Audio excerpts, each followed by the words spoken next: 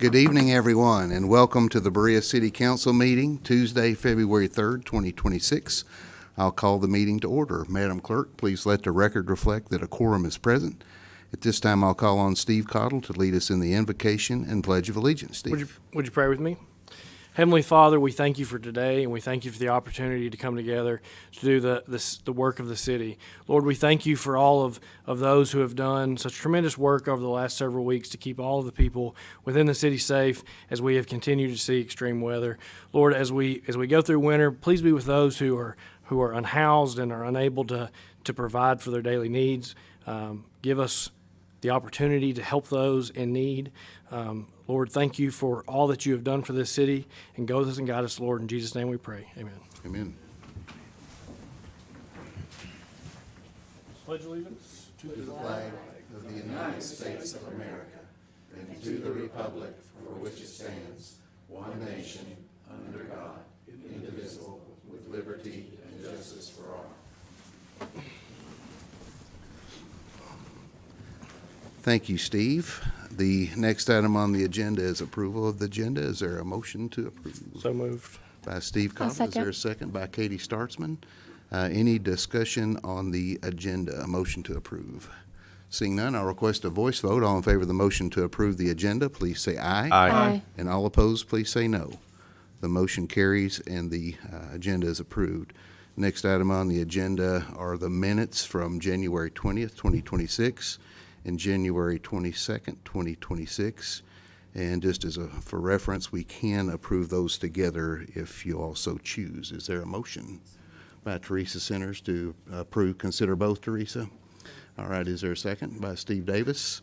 Any discussion, changes, or edits that are needed for the minutes from January 20th and 22nd?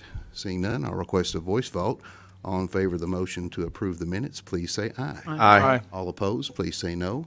The motion carries and the minutes for both of those meetings are approved. The next item on the agenda is public comment. We do have one person who has requested to speak, and this is Randy Dixon. Randy Dixon, come right on up, and if you would state your name and address for the record, and we just real quickly that we ask that the comments not exceed 3 minutes, and state your name and address for the record. We ask for comments to be business-oriented and not name anyone individually during the comments. You have the floor, sir. Welcome. Oh, thank you. My name is Randy Dixon. I live at 1052 Poly Court in Berea, Kentucky. About 11 years now, give or take. My comments pertain to Draft Ordinance 2602. I believe it's on the agenda tonight for your first reading. The draft ordinance, as written, includes a mechanical condition that factor, but it isn't actually required. Your ordinance, as written, appears that a vehicle can be considered inoperative based solely on not moving for 30 days. Well, 30 days, if you own an RV, it may not move. If you go on vacation, you may not be there to move your car for 30 days. There are several instances where 30 days, your vehicle will not move. This creates a lot of discretion in the enforcement of this ordinance. It makes it hard for residents to know what's expected. Can I put my vehicle in my yard, put a for sale sign on it, let it just sit there? Or is someone going to come along in 30 days and maybe make me move that vehicle or tow it away when I'm not there for 48 hours? I would suggest that you tighten the language in this ordinance so that there is more consistency and it's clearer to what is expected of us and what is expected we would do with these vehicles. I understand what you're trying to do with the ordinance. I don't think that this language is necessary. Thank you. Thank you, Mr. Dixon. Appreciate your comments. Do we have any others, Robin? No others? Okay. Moving forward, we do have a proclamation tonight, and this is for Family Resource and Youth Services Coordinators Appreciation Week. And I'm going to say Frisk or Frisky, and I'm going to get it wrong, I know, but you know where I'm at. And we do have representatives of both school districts in the city from Madison County Public Schools and Berea Independent Schools here, so we appreciate all of you being here. I'll read the proclamation if you all will bear with me just for a minute to make sure we take notice of the good work that you do. This is a proclamation, whereas Family Resource and Youth Services Centers remove the non-academic barriers to student achievement, bridge the gaps to needed resources, and collaborate the resources of schools and communities for the success of students, families, and communities. And whereas our community of Berea is serviced by 6 Family Resource and Youth Services Centers that have assisted our students with school and community resources to bridge gaps and to remove non-cognitive barriers to learning. And whereas Family Resource and Youth Service Centers develop a system of supports in their local communities and provide opportunities for children, families, and the communities that allow all students to learn and the community to thrive. And whereas Family Resource and Youth Services Coordinator Appreciation Week, celebrated from February the 9th through February the 13th, 2026, recognizes, raises awareness of, and celebrates the more than 961 Family Resource and Youth Service Centers and the coordinators across the Commonwealth, and the critical role they address in the success of students, families, and schools. Now therefore, I, Bruce Fraley, Mayor of the City of Berea, Kentucky, do hereby proclaim the week of February 9th through February 13th, 2026 as Family Resource and Youth Services Coordinators Appreciation Week in Berea, Kentucky, to honor the Family Resource and Youth Service Centers coordinators who tirelessly work to serve our students, families, and communities with the motto, whatever it takes. So again, we do have representatives from both schools here, and I'm going to let you guys address the council real quickly once we do a photo. So if all the Family Youth Resource Center folks will come up, we'll do a picture, and I'll present the 2 proclamations. And council, if you'll kind of slide in where we can get a photo. Yeah, I'll do that. I'll ask somebody to introduce everybody. Mhm.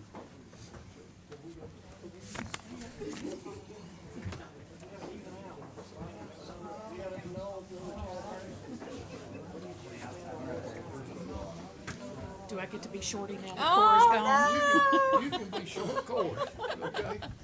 We're always doing it. Yeah, short cord. Turl, get on up with that fresh haircut you got. You're looking good. Hey, Sheriff, you know what you can kiss? Turl, Come here, you can't, no, don't hide behind Ronnie, get in here. you didn't do great.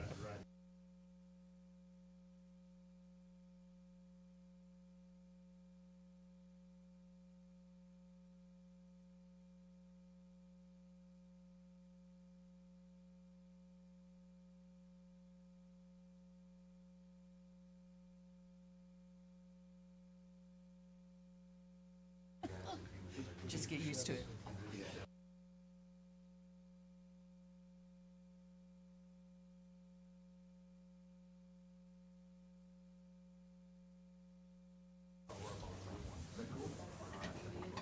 Thank you all for being here. Appreciate the work you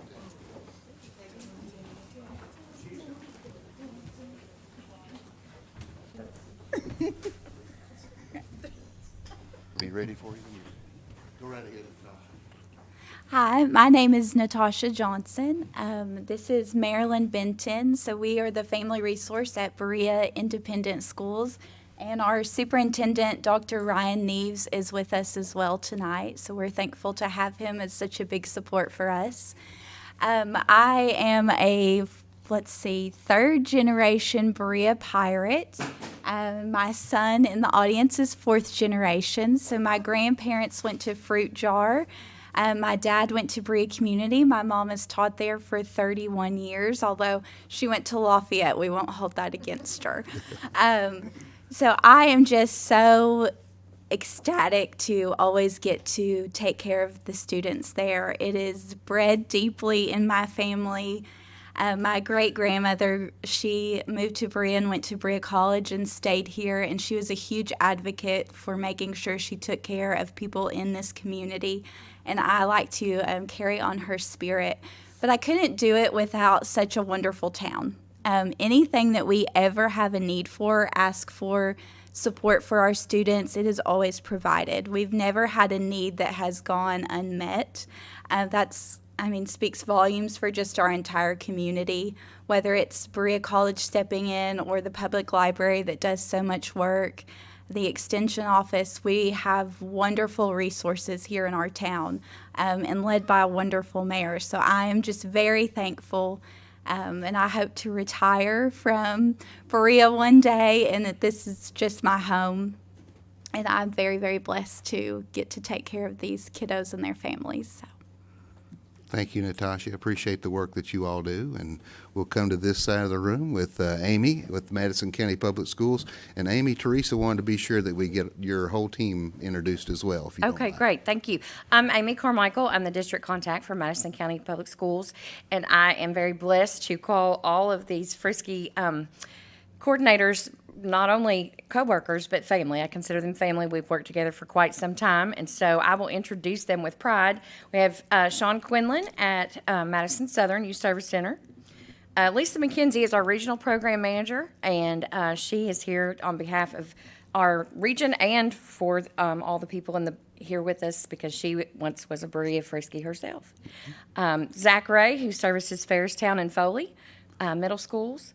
We have Dana Lowe, who's at Silver Creek. We have Mandy Gay, who's at Shannon Johnson, and Angie Daniels, who's at Kingston. And we are very blessed to have all of these people taking care of our students and families. And again, I would like to reiterate what Natasha said, that we couldn't do it without the council and the great community of Berea. Good. And I want to put you all on the spot just for 1 minute. If you could, just for the community and for the council, if there's one thing that you could tell the community about how they can help with the Frisky, what would you tell them? Anything goes. Okay. I don't think there's anything that a Frisk won't ask for if they need it. We get very odd requests, and chime in anytime. We get odd requests for all things, but we always want to make sure that our students are ready to learn and that we can remove any barriers to learning for them. And that includes the family as well. So if we have parents that need assistance, we can connect them with all of the resources that we have in the community or even outside of our community to make sure that they're getting what they need. Good. Thank you. Natasha, you want to take a stab at that one? I just think keep donating. We filter through so many donations a year, but we have a huge clothing closet, and that's because people continue to donate. I mean, we have tons and tons of shoes, hygiene products, dental supplies, just all kinds of things. So keep donating to your local Frisk or local organizations.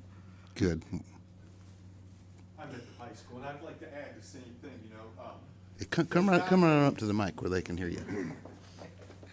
All right, Sean Quinlan, Madison Southern High School, 303 Creekwood Drive, Berea. But it depends. Every time, different times of the year, there's different needs that come up with the school. You know, there's the basic school supplies and hygiene stuff, and then at the different times of year. Again, like I said, I would say you could help by helping the helping organizations in our community, because in times of need, we will usually turn to them. What we ultimately want to do is be able to teach our families these things so that if they have needs beyond their kids being in school, they'll know about these resources out there in the community. Mission of Hope is one. Boy, there's an awful lot of them in the community. All the different food banks, and there's a lot of different things that come up, We've got people whose families grow and they have furniture and they call us up. At least give us a call and say, hey, do you have a family who may need this or whatnot? And we'll try and connect it. If not, no thank you. But all year we could use the help, so. Good. And good. we have an awesome community. Just I can go on and on. We just came through the holiday season. Thanksgiving, it was unbelievable. The community making Thanksgiving baskets that we could connect with the community. Christmas, the Peacemakers Motorcycle Club called me up out of the blue. They wanted 25 families that they could deliver food baskets for Christmas. So there's a lot of good things. Just keep up the good work, Berea. All right. And thanks to all of you for the good work that you do for the young people, but also, to your point, the families. So thanks again, and we'll celebrate Youth Resource Centers Week with you. So thank you all very much. Thank you for being here. All right. Good. this point, we'll move to the next item on the agenda, which is Planning Commission request for approval of appointments of 3 people, and we do need to take these individually. I'm requesting council approval first of a reappointment for Martin Richards. Would anybody like to make a motion by John Payne? Is there a second to approve by Jerry Little? Is there any discussion on the motion to approve the appointment of Martin Richards to a 4-year term on the Planning Commission? Seeing none, I'll request a voice vote. All in favor of the motion, please say aye. Aye. All opposed, please say no. The motion carries, and we'll get that executive order done tomorrow. The next item is a reappointment of Stephanie Hembry to a 4-year term. I'm requesting approval to reappoint Stephanie. Is there a motion? So moved. By Steve Cottle. Is there a second? Second by Teresa Centers. Any discussion on the motion to reappoint Stephanie Hembry to a 4-year appointment on the Berea Planning Commission? Seeing none, I'll request a voice vote. All in favor of the motion to reappoint Stephanie Hembry, please say aye. Aye. All opposed, please say no. The motion carries, and we'll get that executive order done as well. And the final one on the Planning Commission is an appointment of Andrew Gardner to a 4-year term on the Berea Planning Commission. Is there a motion to approve by Katie and a second by Steve Cottle? Any discussion on that motion? Seeing none, I request a voice vote. All in favor of the motion to approve Andrew Gardner to a 4-year term on the Planning Commission, please say aye. Aye. All opposed, please say no. Motion carries, and we'll get that one done as well. Next item on the agenda is the Zoning Adjustment Board. We do have, requires council approval of 2 reappointments, and we'll take these individually. I would like to reappoint Catherine Berry to a 3-year term on the Zoning Adjustment Board. Is there a motion on that? So move. By Katie Starsman. Is there a second? Second. By Jerry Little. Any discussion on the motion to reappoint Catherine Berry to the Zoning Adjustment Board? Seeing none, I'll request a voice vote. All in favor of the motion, please say aye. Aye. All opposed, please say no. And the final one that I'm requesting your approval for the Zoning Adjustment Board is Joshua Bills to a 3-year term on the Zoning Adjustment Board. Is there a motion? So moved. By John Payne. Is there a second? By Steve Davis. Any discussion?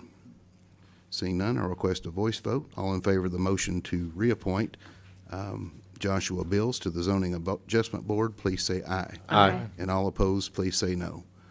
The motion carries. Thank you all very much. We'll get those executive orders done with city clerk's help tomorrow.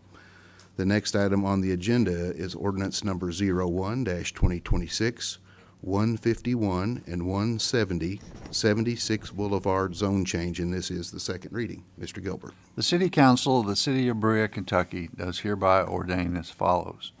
Pursuant to the authority granted by Kentucky law and the Land Use Management and Development Ordinance of the City of Berea, and further pursuant to a hearing held on December the 9th, 2025 by the Berea Planning Commission, wherein the Planning Commission found that the proposal for zoning map amendment from Industrial Park District to Interchange Business District was appropriate based on specific factual findings, and the said Planning Commission having recommended to the City Council that the recommended map amendment be granted.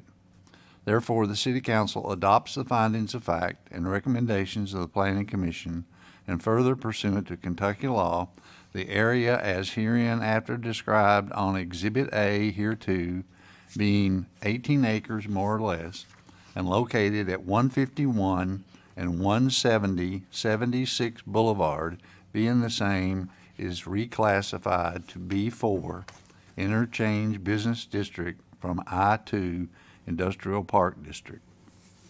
Thank you, Mr. Gilbert. Is there a motion to approve and adopt ordinance number 01-2026?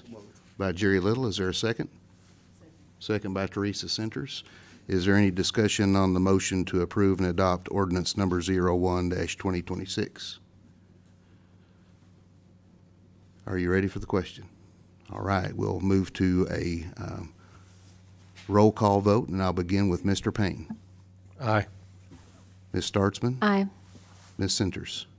Aye. Mr. Little? Aye. Mr. Codlin? Aye. Mr. Pointer? Aye. Mr. Terrell? Aye. And Mr. Davis? Aye. Motion carries. Thank you all very much. We'll move next to item number 11, which is ordinance number 02-2026, regulation of inoperable motor vehicles, and this is the first reading. Mr. Gilbert. Whereas the City Council periodically reviews the codes of ordinances for outdated provisions and provisions requiring revision. Whereas the City Council has determined that the provisions of Article 7, parking of Chapter 40, motor vehicle regulation is in need of revision by addition of a provision dealing with inoperable vehicles. Now therefore be it ordained by the City Council of the City of Berea, Kentucky, that the Code of Ordinances of the City of Berea be revised as follows. Section 1, that the Code of Ordinances is hereby amended to add Section 40.311 so that such a section shall read as follows. A, definition of inoperable motor vehicle. An inoperable motor vehicle is a motor vehicle that is mechanically incapable of being driven or is legally prohibited from operating on public roads, including but not limited to 1, a vehicle which cannot be started or moved under its own engine power. 2, a vehicle which is wrecked, partially dismantled, or lacks essential parts necessary for safe operation. 3, a vehicle which lacks a valid license plate or current registration. Or 4, a vehicle which has remained stationary and unmoved for more than 30 days, if in an area where it is visible from a public street or way. B, regulation. No person shall park or otherwise allow an inoperable vehicle to be on a public street or in a location where it is visible from a public street or way or for any period of time. C, notice of removal. Any City of Berea law enforcement personnel may post a notice on an inoperable vehicle requiring the removal of the vehicle within 48 hours. D, failure to comply with notice of removal. In the event that any person fails to comply with a notice of removal set out in subsection C herein, the inoperable motor vehicle shall be impounded by the Berea Police Department at the owner's expense. Section 2.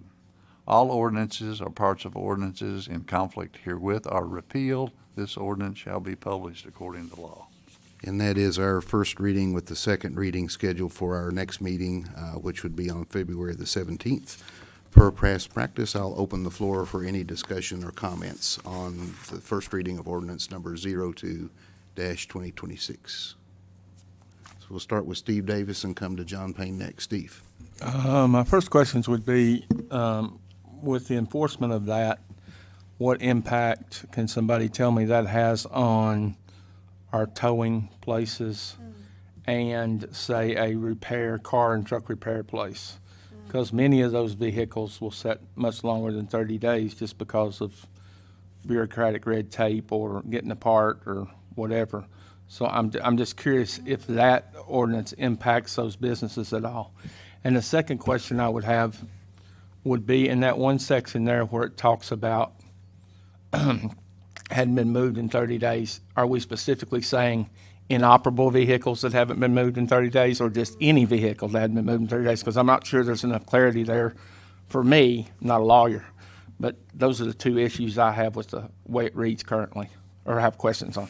I'll refer that to City Administrator Sean Sandlin, and Sean, feel free to call on the police chief. Yeah, our intent to this was inoperable vehicles, meaning that they mechanically could not be moved. Then that would also entail our police department recognizing that and putting that notice of 30 days through our dispatch center, and then they would be subject to the tow list, which would be the next on the list. If they did have to be towed, it would be called by the next on the list of the record list.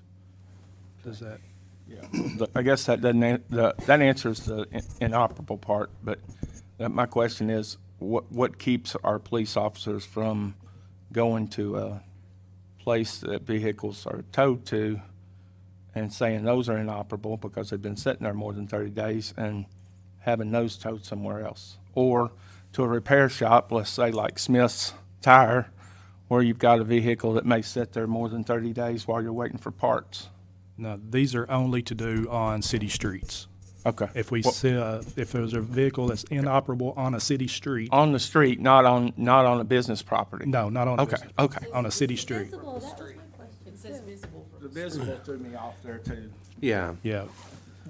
We can work with our city attorney on the visible part, but it's only to do with city streets. It's just a vehicle sitting on the side of the road or sitting in somebody's yard or Well, give me a, I'm just trying to make sure that the ordinance would be clear that we're not suggesting this is a business that handles repairs or towing, just so there's no confusion there. correct. So on private property, we have a nuisance ordinance. That takes care of the nuisance on private property. This is on public streets that we have within the city that we're just trying to keep vehicles that are registered and operable on the street and removed if not. That makes sense. Move next to John Payne. John? I was just going to express a little concern with the language that it said visible from a public street, because in the example that was given, an RV typically isn't driven for, is typically parked for many months at a time. Makes a big difference if, you've got the grill and the wheels and wheels on blocks, things like that. But if it's, has an appearance of operation, that's concerning that it would fall under this ordinance, as well as I've got family members that there's a car that they only drive if they'd go on a long distance trip, and that might stay parked for a month and a half. And I'm certain people in the community have the same issue, and with the 48-hour notice, if you don't look on your windshield, 48 hours can go by quickly. So I just would hope that the language gets cleaned up to prevent unintentional use of the ordinance. Thank you, John. Other comments or questions? Let me come to Katie and come to Jerry next, and then I see Steve and Ronnie with their lights on too, so we'll just keep coming right this way. So you mentioned this, Sean, but would the vehicles that are on private property or on property within view of the street, do we already have language in codes to address those types of issues? Under our nuisance ordinance. Okay. That would address that. So That's correct. we could We could- narrow this back down to just be something on streets, and we already have language that would handle something that was on property. Correct. Okay. Yes. That's my only question. Thank you. Since we're coming this way, Teresa, you're next. Thank you. I'm glad that we're going to look at that, because there are people who have hobby cars that may sit in their backyard that they're working on for who knows how long. I think the visible clause needs to be adjusted. Thank you, Teresa. We'll come to Jerry, and we'll keep right on going down the line. The way I read that ordinance, and I read it pretty good, it said anything that's visible from the street. I've got no problem with the streets now, but when it's visible from the street, I've got a little bit of problem. And I think this ordinance says anything visible from the street. It's just not for the street. And is this gonna override we've ain't got a nuisance ordinance that covers most of this. It does not allow for our police department to cite inoperable vehicles. Our nuisance ordinance is through the codes department. Streets is through our police department. So we need a ordinance in place for our police department to be able to operate and do the legal manner. But what about visible from the street so the police can, if it's visible on the street, they can put you a ticket on it and have your car pulled off? We can clean up that language. We might within ought the to change a little of that now. We are. I think Somebody needs to read it real good. I've read it pretty good. Mr. Gilbert is working on that. Thank you, Jerry. Steve, you good? Barry, before I move down to Ronnie, now's your chance. You good? All right, Ronnie, you have the floor. I really think they need to rewrite it, but it scares me. Who's counting? How do you know it's been sitting there 30 days? I mean, you got to have a counter. How are we going to do that? John? Well, I'm not the police department, but I call on our police chief if he would like to answer that. But we have residents that give us complaints, and then we follow up with that and log that in our dispatch center, But and it's not Mr. fair Hayes can if you're not clarify. counting 30 days, because they might not have the 30 days and get moved. Chief? You're right. Typically, calls we receive a call on these vehicles from the neighborhood, and that's how we get to respond to these calls. It's not something that we would be out looking for these vehicles. We've had these calls in the past, though we've not had any kind of power to do anything about. But it's an eyesore for a neighborhood when there's a car parked there for 2 months with flat tires, with expired tags, with a busted windshield, and they're like, please get this out of here. So we have an issue with the visible from the street as well. I think that becomes more of a codes issue, and we wouldn't have the authority to go in someone's backyard and put something on their car because it's been sitting there so that's something that we do need to clean up, I think, in the ordinance, but the 30 days is something that we probably just received from the complainants. Well, I also think some of the people in Berea have RVs that they bring back home during the summer and sit out there for 2 months, 3 months. We would use our discretion on calls like that, Jerry. We would know I not to. But it needs to be explained what your Ronnie. discretion is, because your vision might be different than the homeowner. Yes. Thank you, Chief. Appreciate it. Steve? I think the key in the language, and the chief pointed this out, is if you come to my house and I have an RV parked on the street and I've paid my tax, I have my registration, they're not going to tow my RV because it's up to date on tags. That's in the language. And I think that's the key to the discretion of the officers of if someone makes a complaint again, and I have a vehicle that's sitting on the street, and it's clearly been something that I have taken the time to register, pay my tag, we're not just going to tow it off because it's been sitting there. The key would be if you show up, and as he mentioned, I haven't paid for my tags. It doesn't have a license plate on it. It has no wheels on it. That's when we're going to remove it from the street. I don't think, in practice, I think I know the police officers well enough to know that they're not just going to yank a car off the street that's clearly in working condition. So I think if we clean up the language of visible from the street, we continue with the way it's written, I don't see an issue with it, and I think that we're going to be fine whenever it's actually in place, as long as we remove the visible from the street. Ronnie? I disagree with you from the standpoint. You might have a vehicle there, and you don't get along with your neighbor, and they call and complain about it. So, I mean, if you don't, huh? Sure, I do it to you. But on the same time, my neighbor can call Chief Hayes about anything they want to be a nuisance to me, and he's got to show up, and I'm going to say, Chief, that's my sister, and she can't stand me anyway. So these are, the reality is that you can do that about anything. Oh, Lord. And I get what you're saying, but I don't think that our police department are going to tow a perfectly fine vehicle or an RV when it's clear that there's evidence that I have done everything that I can to make sure that it's legal. Well, it sounds like me and you got a problem with your sister. I mean, Let me come to Steve Davis. Steve, you have the floor. Can I ask the police chief a question? You certainly may.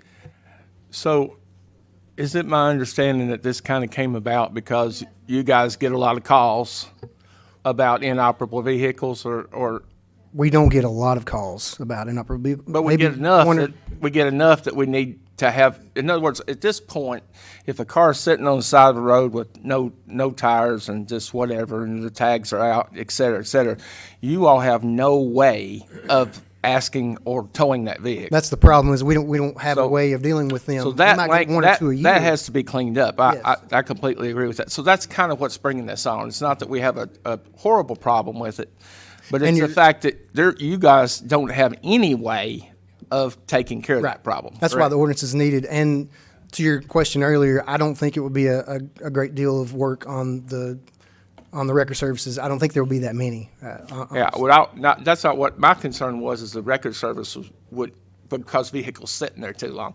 I didn't want them to be, you know, so it's clear to me now we're talking about vehicles sitting on the street. I'm good with that.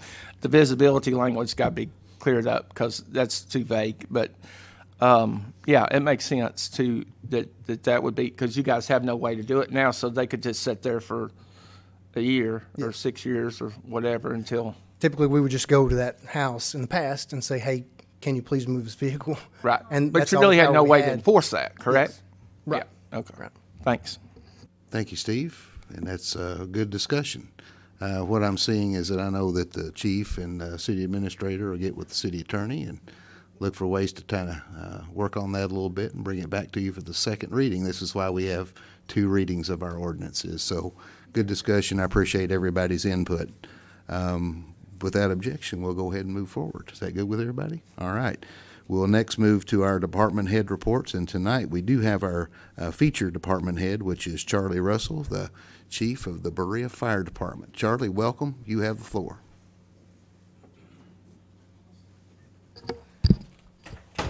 Good evening, Mayor, City Council, City Administrator. Just a little department update. So it's been a busy year for us here at the Fire Department.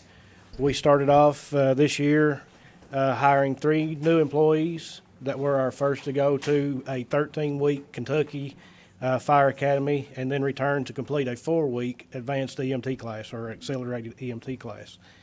So we had another one to start the academy and graduated in November. They're all doing good. They're learning everything and are very good recruits. So we normally complete all this training in-house. That 13-week fire academy has kind of stepped up the game a little bit. They come out with all their certifications that we require within the first year. We can bring them back here and actually teach them Berea ways, and they're ready to go to work. So it's nice to have that right there. So we've had several promotions this year. So Stacy Quinley was promoted to assistant chief. Will Rogers and Jared Rigsby were promoted to battalion chiefs. Brian Hargis, Robbie Johnson were promoted to captains. Waylon Clemens and Gavin Shanks were promoted to lieutenants. So big steps, big changes in the department. So our training hours this year, as far as the department goes, the career staff completed 7,326 training hours this year, including our required ISO hours.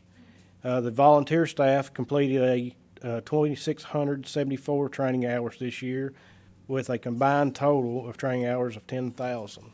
So that's a lot of training they've put in. In these training hours included 5 career staff gained their 40-hour rope rescue technician. And then, so I've got an abbreviation here. It's for the International Fire Service Accreditation Conference, is IFSAC. So you'll hear me say this a lot. We had 1 to complete IFSAC Fire Officer 1, 2 to complete IFSAC Fire Instructor, 1 to complete IFSAC Driver Operator Aerial, and then we had 2 to complete our Swift Water Technician class, which is over 2 weekends, and then 1 completed a National Fire Academy Leadership class. 3 of our new guys have gained their National Registry EMT certification, and then we also completed our annual requirements for ISO. In hydrant testing, hose testing, we completed 903 building inspections, and then we had our annual pump testing done. So we was excited this year. We launched a new program with Ignite South this year, and our second year with Berea Community School. So we had 12 students at Ignite South, 10 from Madison Southern, 2 from Madison Central. As of right now, they are considered career ready by the state-based certifications. The other 9 will be ready by the end of the semester, so it's moving forward. Brent's done a really good job with that. Our second year at Berea, we had 10 students. 4 that are career ready, and that again is based off of those state-based certifications. So the Fire Commission has an Apprenticeship 1 and Apprenticeship 2. So going forward next year, they'll be working on that Apprenticeship 2. So that's big steps for us. The 6 others are on track to be done by the end of the semester to be career ready. So in that Apprenticeship 1, it's 100 hours of instruction, so in classroom-based training. And then also they've completed their CPR AED, first aid, stop the bleed, and then also National Incident Management classes, ICS 100, 200, 700, and 800. So they put a lot of time in. So the program is designed to get the students into a rewarding career and promote the career pathway to be a Berea firefighter. That is one of the things that we are trying to promote, is local talent. Our staff has worked hard to be involved in the community this year by hosting 60 PR events over 100 hours. 3,000 people reached, an estimated of 3,000 people. We had 15 station tours, 5 career days, 25 special events, 6 fire truck Fridays, 7 fire extinguisher classes, 5 parades. So one of the big accomplishments we've had this year, with a lot of hard work and a lot of hard work on the council side of getting this the wheels rolling last year, was our baby box. We implemented that, and it is in service right now for those who are in need. So our run volume has increased from last year from 899 runs in 2024 to 1,121 runs in 2025. So this is an increase of 222 runs this year, over the year.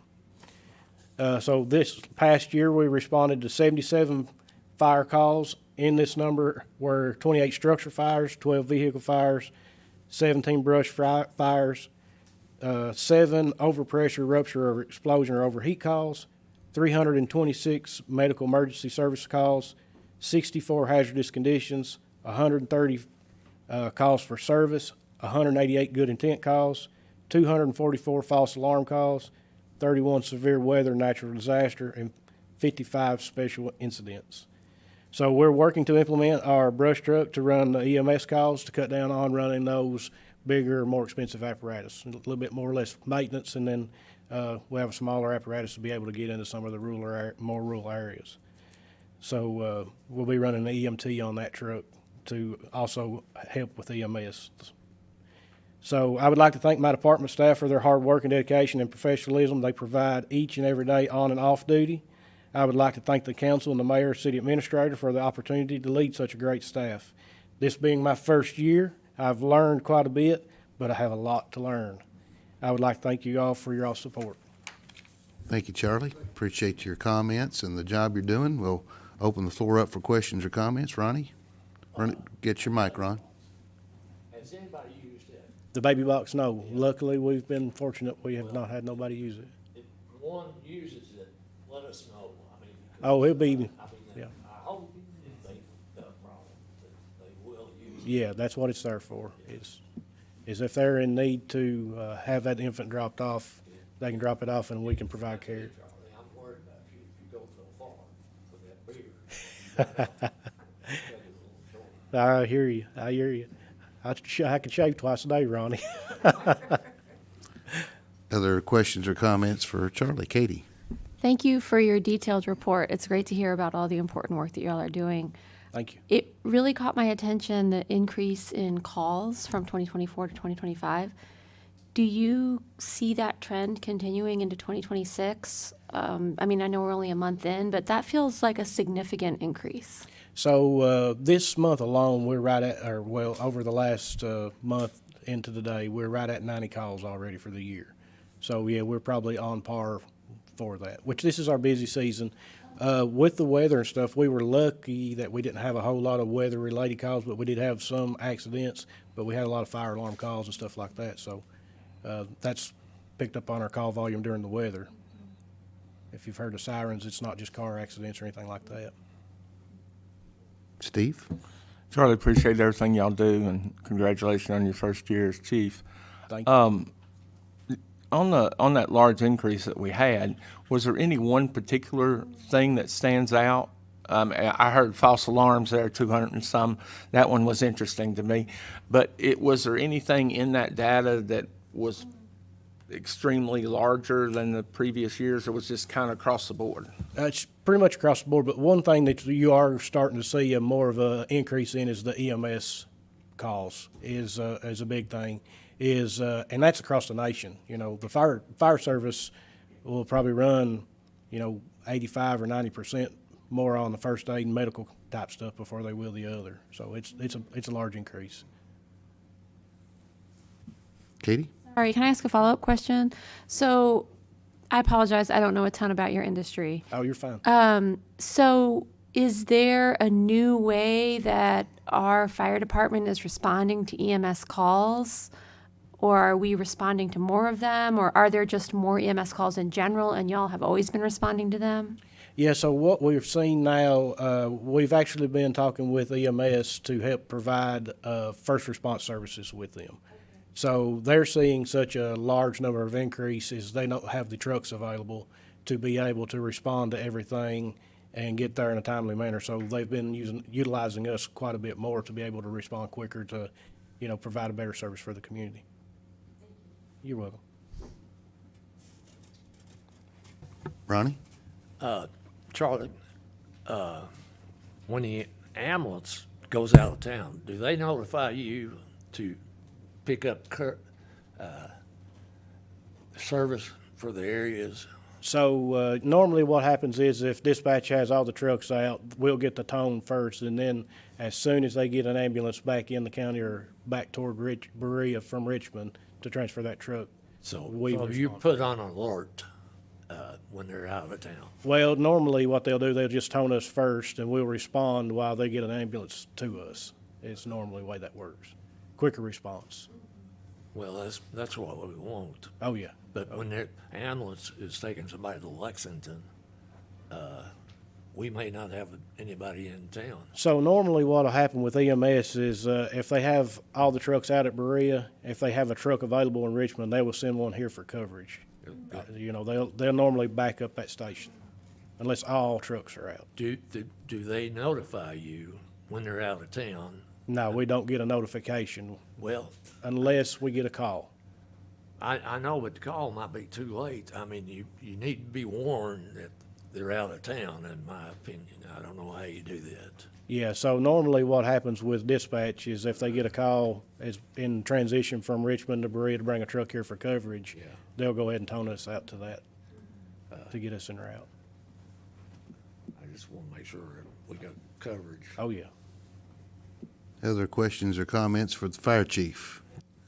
And I will tell you all this before we let Charlie off the hook, that if you want to see a well-trained, dedicated fire department, you need to look no further than Berea City Hall and the Berea Fire Department. You have a good team, Charlie, We so do. let them know how much we appreciate what they do for all of us every day. Thank you. Thank I you. will let them know. Thank you all. All right. Would- Before we move on, would any of the other department heads like to address the council? Anything, guys? All right, seeing none, we'll move to the city administrator's report, and I'll recognize Sean Sandlin. Sean? Thank you, Mayor, City Council. First, I'd just like to take just a minute to express my sincere appreciation to Ms. Cora Jane Wilson and her dedication and service to the city and the citizens of Berea. Last meeting, I didn't get the opportunity to say something to her, and I just wanted to make that publicly known that I appreciate her as a colleague over the several years that we worked together, not along with a mentorship that she's given me and more than importantly, friendship that she's given. So I appreciate her and her service. I'd also like to take just a minute to show my gratification to Public Works Department on the snow removal and the process that they've endured over the weekend of all of that snow that we've received, along with all the ice. We still have some streets that is not perfect, but today we made a lot of headway on some of those streets with that 40-degree temperature. To go along with that, our electric company, Kevin and his crew, has done an excellent job of clearing the right-of-ways. As we know, we budget for that each and every year, and they do an excellent job, and that's why we only seen a couple of service outages over this break with the weather. Police and fire, they also done a lot of good service during this event, transporting personnel, essential personnel like healthcare workers and different things like that. So we appreciate all of those and the work that they do while I was at home. So I also like to bring up our trash situation with Waste Connections. Given the event and how that transpired with the ice and the cold temperatures lasting several days, they was not able to pick up Monday and Tuesday of last week.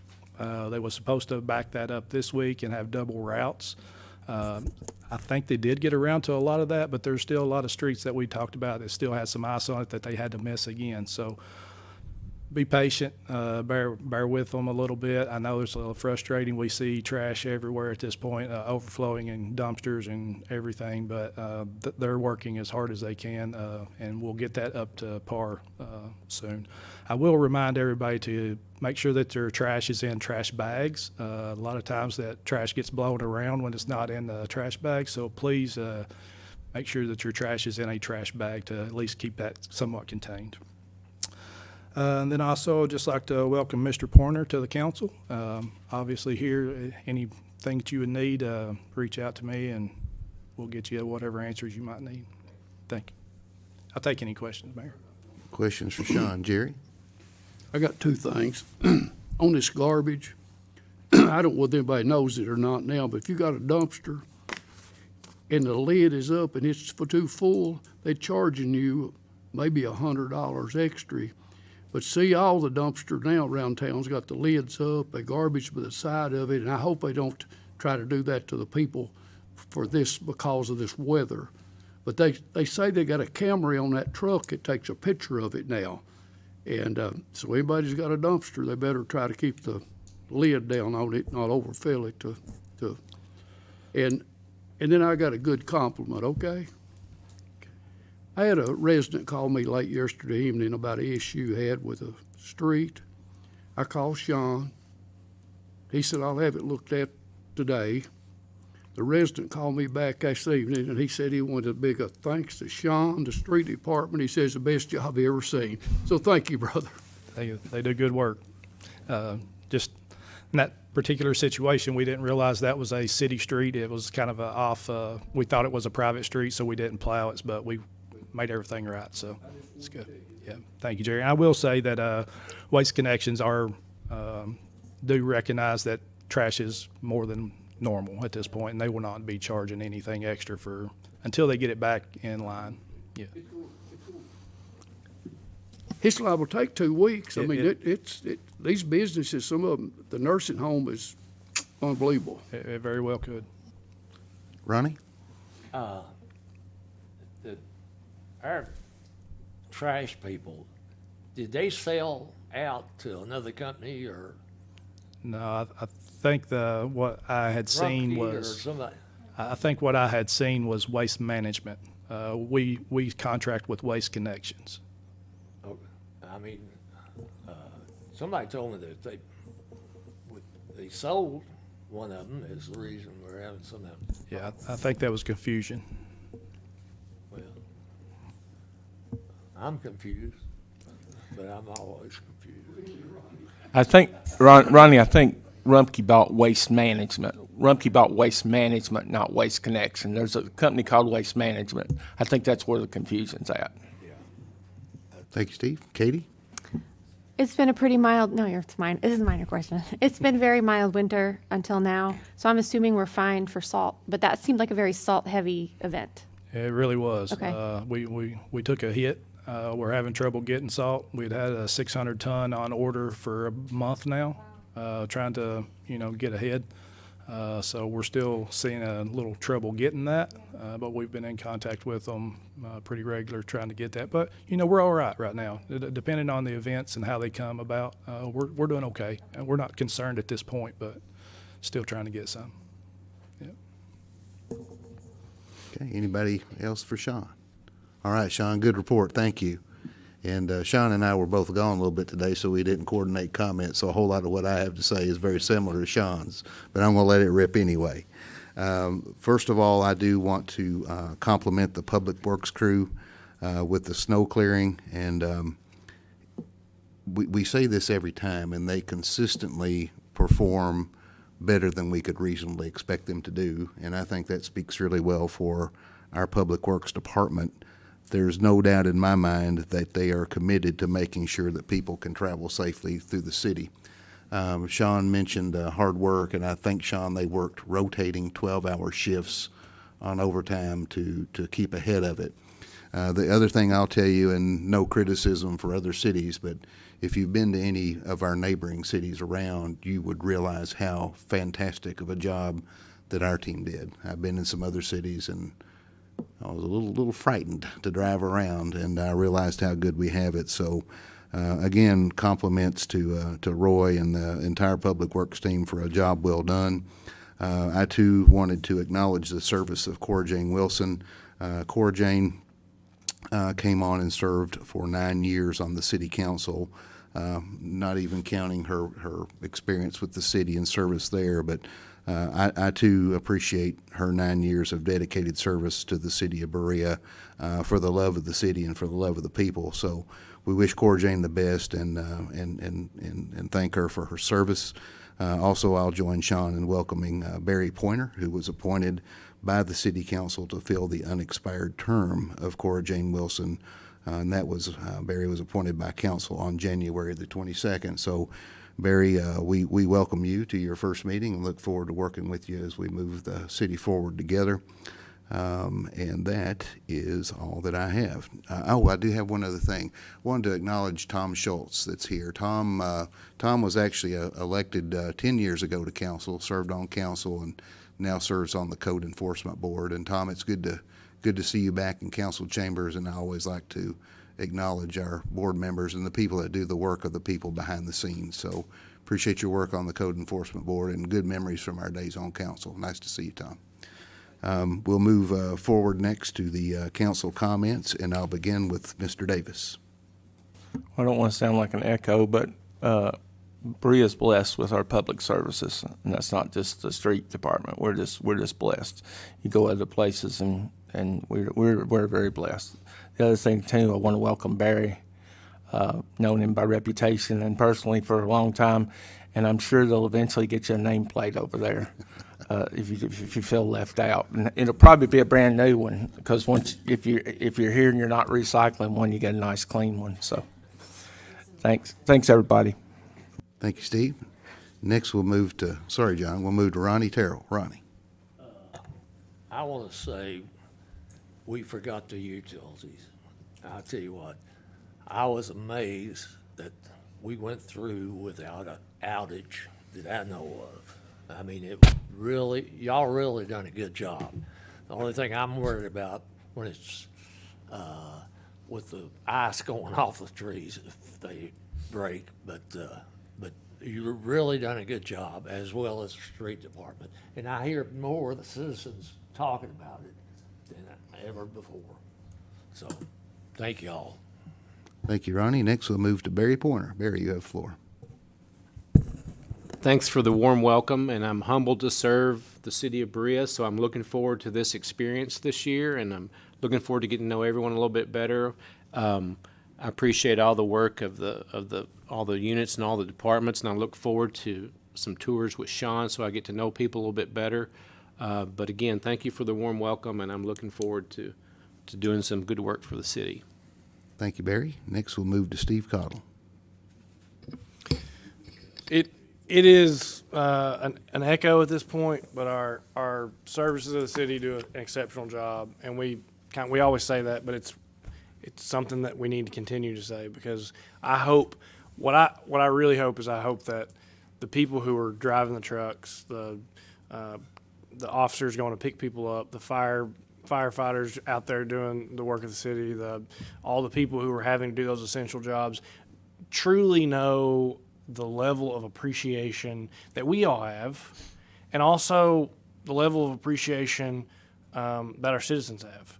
You only ever hear negative comments, right? We don't ever hear people. The story of you've done an exceptional job, pretty rare. Most of the time, it's just we appreciate the good work. But I do think that people out there in the community really do see the fine job that everybody has done to manage this. Really, we keep saying unprecedented or unusual, and it seems to be the annual event of the year at this point. But the other thing that I would like to say, it's been a while, but the Family Resource and Youth Services coordinators, those people do such an amazing job in the schools, and they're all gone. But if you want to see somebody truly, truly excited, show up at one of your local schools with a new pair of shoes and tell them that you want to donate them, or a suit, or some khakis or something that they know a student is going to use and needs.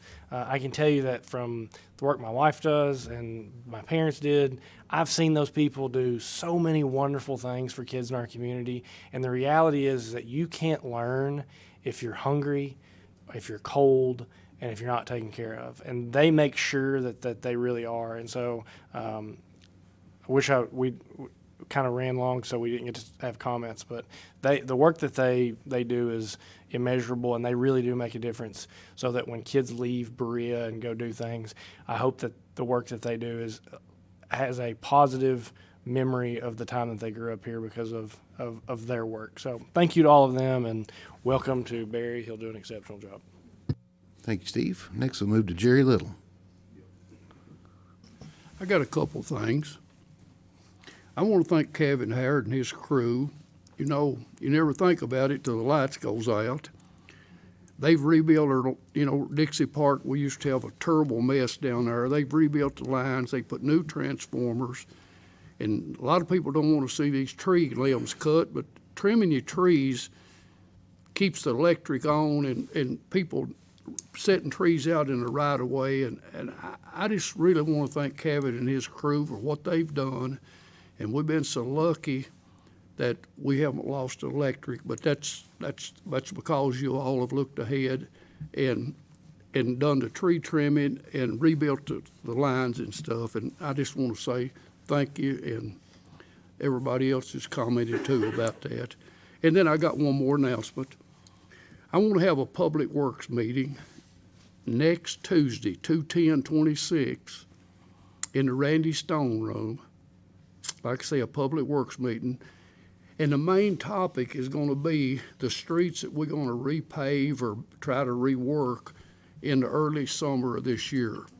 And so if anybody else has got anything, come on. Everybody's welcome. Like I say, the Randy Stone Room over the main City Hall, and it'll be at 6 o'clock. And anybody wants to come, but that's going to be the main topic of the streets that we're going to repave and try to rework.